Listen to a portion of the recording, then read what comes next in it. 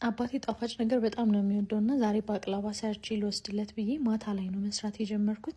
ከዛ ለመስራት የሚሆኑኝን ግብአቶች ሁሉንም አዘጋጅቼ ሊጤን ለካካውኝ ዱቄት ውሃ ዘይት አድርጌ አንድ ላይ አሽቼ አቦካውኝ። ባባ እንደምታዩት አብሮኝ ነው የሚያቦካው። እሺ አይልም፣ በቃ አብሮኝ ነው የሚሰራው።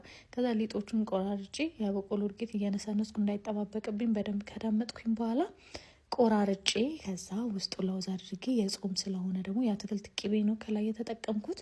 ከዛ ኦቨን ውስጥ ካስገባሁኝ በኋላ የሰሞኑን መብራት በጣም አስቸጋሪ ነው። መብራት ጠፋብኝ፣ ትቾተኛው ለሊት 7 ተኩል ላይ መብራት መጣ። ተነስቼ ጋገርኩት፣ ሰራሁት። ከእንደገና ሲረፑን ሰራው። ሲረፑን አፍስሼ ተኛሁኝ ማለት ነው።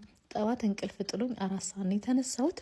ከዛ አባቴ ጋር ለመሄድ ፓክ ማድረግ ጀመርኩኝ እና እኔ ደግሞ መኪና የለኝም፣ መኪና ተከራይቼ ነው የምነዳውና ሰሞኑን ደግሞ የኪራይ መኪና ስላልነበረኝ በያንጎ ነው የምጠቀመው። ያንጎ አፎርደብል ፕራይስ እንደሆነ ታውቃላችሁ። አፕሊኬሽኑን አውርዳችሁ ደግሞ በመጀመሪያ 6 ጉዞዎች ላይ የ20% ዲስካውንት ታገኛላችሁ። አሁን ደግሞ ያንጎ አዲስ 30 የሚለውን ፕሮሞ ኮድ በማስገባት የመጀመሪያዎቹ ጉዞ ላይ 30% ዲስካውንት ማግኘት ትችላላችሁ። ከዛ ወደ አባቴ ሄድኩኝ። የአባቴን ሪያክሽን ደግሞ አብራችሁኝ ተመልከቱ። ወዳችኋለሁ። እስኪ ባካ